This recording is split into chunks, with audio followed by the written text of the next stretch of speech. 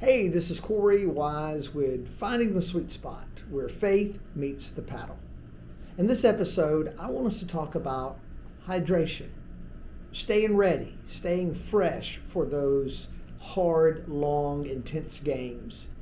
You know, if we want to be at our best, we're going to have to think about hydration. We're going to have to think about refreshing our bodies. We're going to have to think about refueling.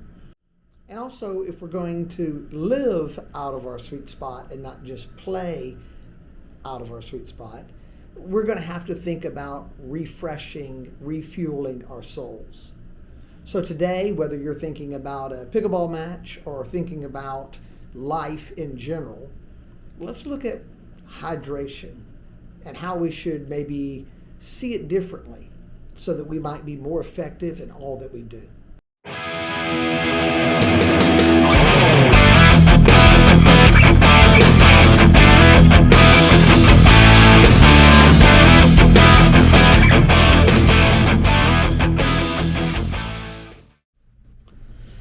This past weekend, I had an opportunity to play with two of my sons and one of my sons' brother-in-laws and grandson and my wife. There were several of us out at the court, and we were out during the heat of the day. And my son had not been drinking water and hydrating as he should. And he really hadn't been eating that morning like he needed to. And he found himself beginning to feel depleted. He found himself at a place where he was getting shaky in his hands. His focus wasn't there. And of course, all of that was happening while he was playing on my team, mind you. But right away, he knew he needed to eat something. He knew he needed to get back to a honeydew that his wife was calling him to, and also to get hydrated. He asked me to pick up a couple of Gatorade Zeros and that kind of stuff on our way back to meet them later. When we sweat, we lose sodium, potassium, magnesium. And that's why sometimes just trying to hydrate with water is not enough.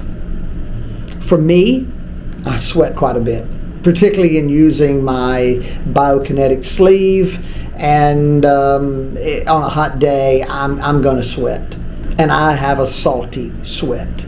So for me, I need to replenish with plenty of sodium, strong electrolytes.